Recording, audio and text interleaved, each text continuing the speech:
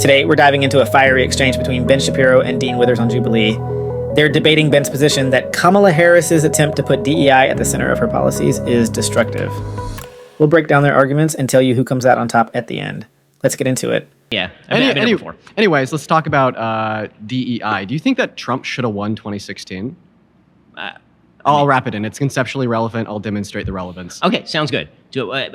By what measure? Do I think he did win, or do I think he should have won? Do you think he should have won?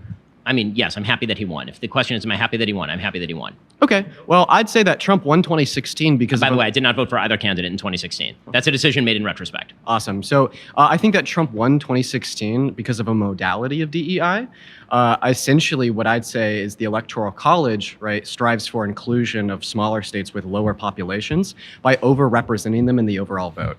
Like, you could correct me if I'm wrong, or the SAN fact checkers can. I'm pretty sure that over the last 25 to 30 years, Republicans have won the presidency given the Electoral College, not given the overall popular vote. So if you're against DEI, if you don't want inclusion on the basis of race, inclusion on the basis of gender, or even what you're saying earlier, we could even say inclusion on the basis of class, why do you want inclusion on the basis of population, rural areas, states, We should actually use a better example, Mike. Dean's right in pointing out that the Electoral College essentially gives more weight to smaller states, which means it's not just about fairness, it's about inclusion, just like DEI. Look at it this way. States with smaller populations get a seat at the table, similar to how DEI aims to give voice to underrepresented groups. So if we're applying DEI logic to race and gender, why not to state representation? Dean's point isn't about whether the Electoral College is fair, it's about how its structure aligns with the very principles DEI advocates. If we're all about representation, then the logic here is clear. Dean's onto something. The Electoral College embodies that inclusion idea. So if you want to call out DEI practices, you can't ignore the Electoral College's design. Areas, states, We should actually use a better example. Why don't you just ask if I believe in the U.S. Senate? Right, the U.S. Senate, this would also apply to the U.S. Senate. Right, okay, so let's use the U.S. Senate because the U.S. Senate is actually even more unrepresentative of the general population than the Electoral College, which is at least a rough approximation. It'd just be funnier to hear you say that you shouldn't have voted for Trump in 2016. But we could talk about the Senate that's a different subject, but yeah. I'm very happy that he won, even though I didn't vote for him. I mean, we can talk about Trump later. Yeah. We've already done a bit. I'm sure we'll do more. As far as the idea that every elected body has to be elected based on population as opposed to based on the area of geographic distribution or the states that actually pre-existed the federal government. Okay, the way that the Constitution of the United States was created was as a contract between sovereign states, which is one of the reasons why, for example, you have a United States Senate as opposed to just a House of Representatives. So is that a form of DEI? That seems like a stretch to me. What? The kind of DEI that I'm talking about specifically would be separating human beings based on inherent characteristics, like, for example, race, as opposed to suggesting that the United States Senate, which is obviously unrepresentative of the general population in many ways. Seemingly Ben tries to brush off Dean's comparison by saying it's a stretch, claiming that DEI is about separating people based on inherent characteristics like race, not giving smaller states more power in the Senate. But let's cut through the noise. Dean's point isn't random. The Senate does give disproportionate representation to smaller states, ensuring they aren't steamrolled by states with massive populations. That is a form of balancing disparity, just like DEI seeks to do. Ben is technically right that DEI is traditionally about race and gender, but his dismissal feels like sidestepping. Dean's argument is blunt. The principle of giving unequal representation to create fairness is already baked into the U.S. system. Shapiro just doesn't want to admit the government's logic of inclusion already operates outside of what he's comfortable acknowledging. Well, seemingly my point is somehow bad. That's a check and balance, right? Well, seemingly my point is that this is another modality of DEI. I've no problem with you explaining to me, right, why the Senate or the Electoral College would be given the U.S. Constitution and like some contractual agreement that they had between the sovereign states. That's fine. But what I'd say is that your claim here would just imply that the Constitution upholds DEI within our electoral processes. If your claim is so, do you think that the Constitution upholds DEI in the sense of including smaller states with less representative populations? That is a true stretch of the meaning of DEI. But I get your point. I mean, if the idea is that the only thing that is not pure DEI in a democratic context would be sort of popularly represented votes, then I think you can make the case that basically you should get rid of every representative institution. We should go to a pure democracy because... Well, I'm not making a case for what we should replace it with. I'm making the case that it would uphold DEI. We could talk about, right, what other systems should function in the case of the Electoral College or in the case of the Senate, but that's a completely different conversation than are these systems upholding DEI. So again, I think that you're definitionally stretching DEI. If DEI is the basic idea that all disparities equal discrimination and must be rectified by government interventionism, which is sort of the definition, then stretching that to mean the Electoral College seems like you're going pretty far afield field to defend a very broad concept as specifically badly applied. Wait, 1 second. I don't. Shapiro's pushback hinges on redefining DEI narrowly, clinging to the idea that it's exclusively about rectifying disparities through explicit race-based policies. He paints Dean's argument as a stretch, implying that applying DEI logic to foundational institutions like the Senate or the Electoral College is way off base. But let's be blunt. Shapiro is sidestepping the core argument. Dean isn't claiming DEI was crafted with the Electoral College in mind. He's pointing out that the concept ensuring underrepresented groups or states have a voice mirrors DEI's goal of reducing disparities. The Constitution does embed mechanisms to level the playing field, even if the parameters differ. By rejecting that outright, Shapiro ignores the structural reality that balancing representation often involves special considerations, whether we're talking states or people.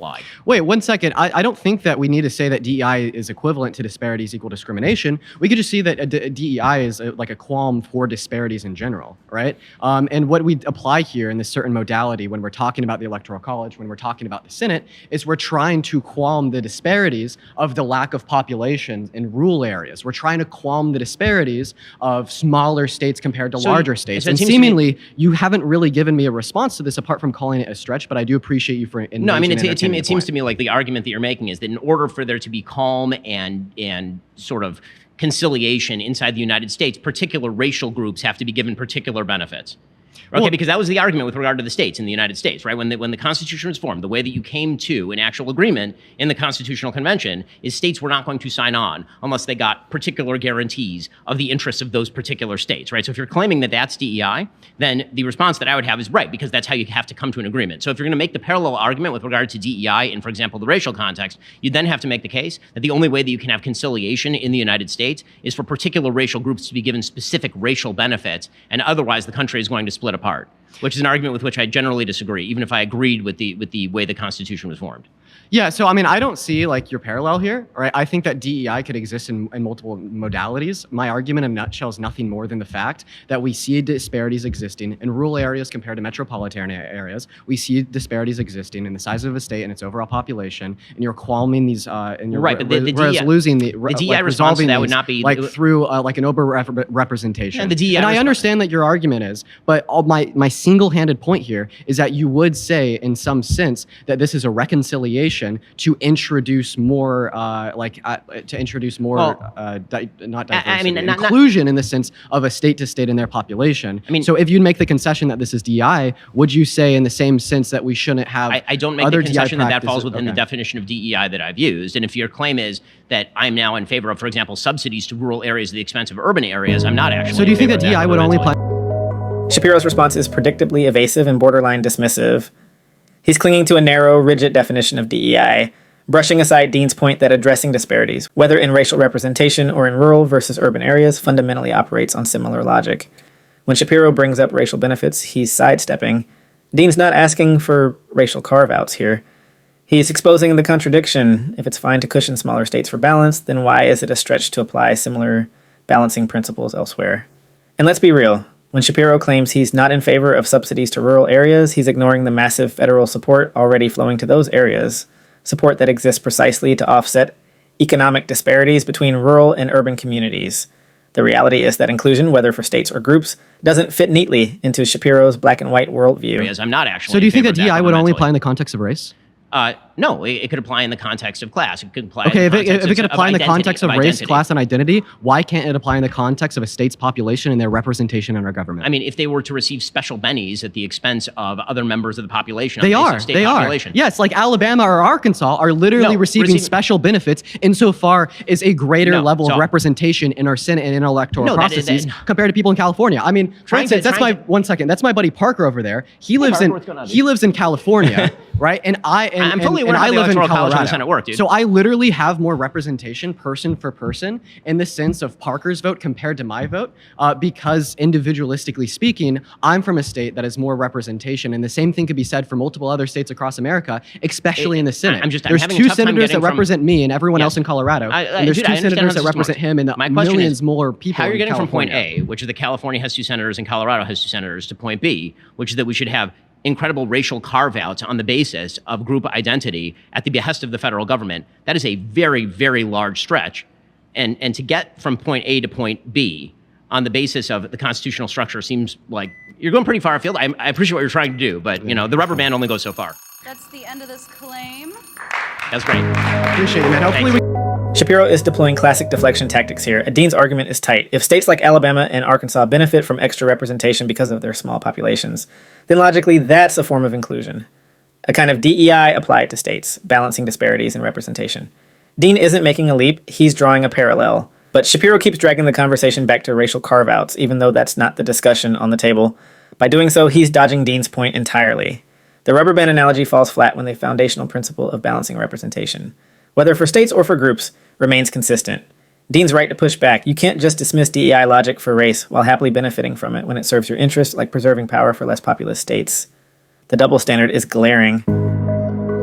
Here's the bottom line. Dean Withers hammered home the parallels between DEI and the way state representation functions in our government. Shapiro tried to dodge and spin, but he couldn't fully dismiss Dean's argument without veering into evasions. Honestly, Dean came out on top, exposing a glaring double standard. Disagree if you want, but that's how I see it. Let's hear your take in the comments.